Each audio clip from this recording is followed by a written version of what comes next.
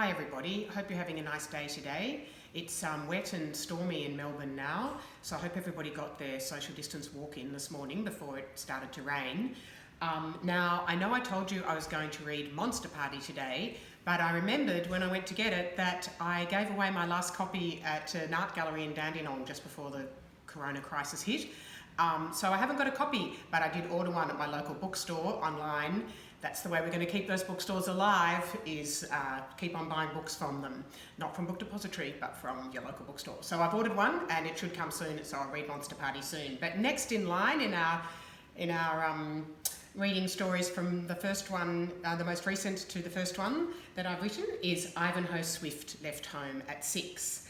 And this is written by me and illustrated by Anne Yee. So I'm going to read this to you now.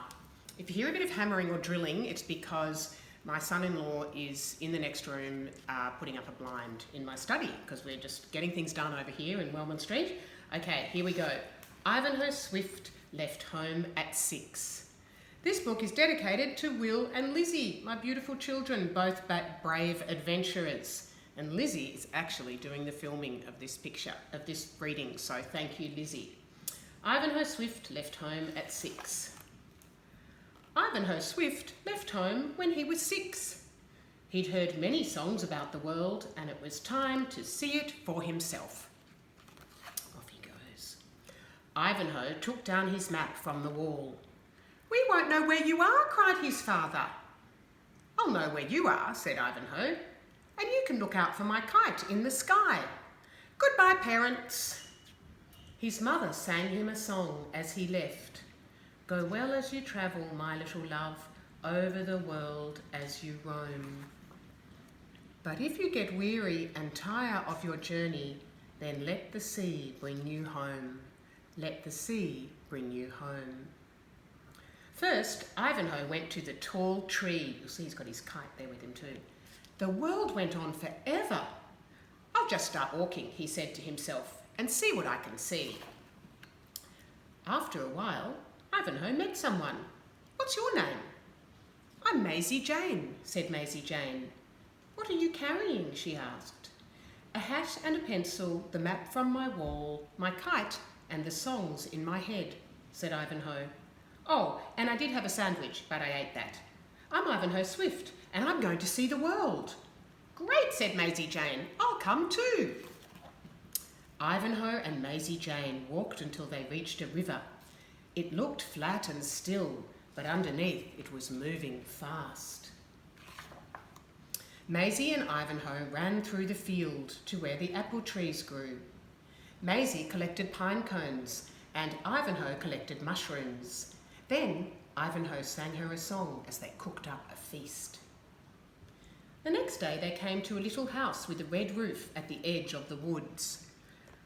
"I like this house," said Maisie Jane. "Will you stay here with me?" But Ivanhoe hadn't seen much of the world yet, so he said goodbye to Maisie Jane. He's shaking her hand. That was before the coronavirus world, where now they'd be doing the elbow, or maybe the foot thing. Ivanhoe walked through the woods. He's all on his own now. They were cool and soft and dark in the middle. When the shadows grew long, Ivanhoe sang every song he knew to keep himself company. After some time, he came to a town. There was a lot to explore in the world, and not everyone was like Maisie Jane. Looks like those children are trying to take his kite, and they've wrecked it a bit. Ivanhoe journeyed on. One evening he reached the sea. It shimmered and shone and went right to the edge of forever. Ivanhoe sang a song of wonder, and the sea joined in. "Shh, shh," the waves whispered to him. Oh no. Ivanhoe sat on a rock to fix his kite, but the shhing became louder. The waves were too big. Look, the wave's taken his kite. Now Ivanhoe was wet and cold, and his kite had been swept away. There was nothing left in his bag. His map was soggy. Ivanhoe felt very lonely. After all, he was only 6. He wondered about Maisie Jane. He worried about his parents now that they couldn't see his kite. Ivanhoe was very tired. He whispered his mother's song.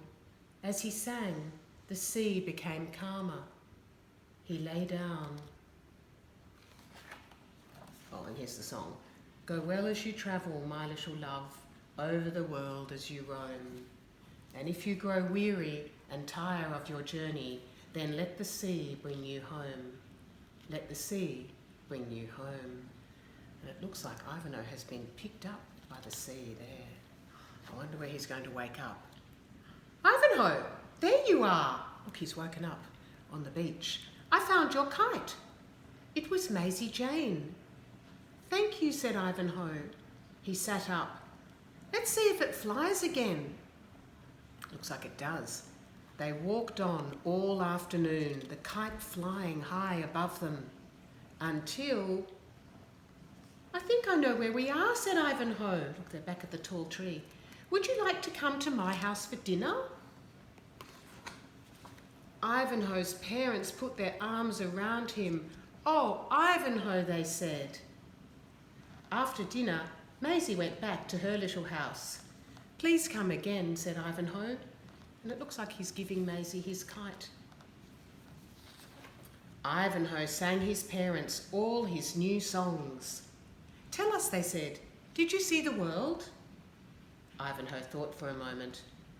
I did, he told them. Enough of it. For now. It looks like Ivanhoe might be planning another adventure that he might go on next time. So that's the end of Ivanhoe Swift left home at 6. I hope you've enjoyed that story, and I'll be back tomorrow, and I think tomorrow I'll be reading Watch This. So I'll see you all then. Stay well, take care, stay home, and keep managing these weird times. Okay, bye everyone.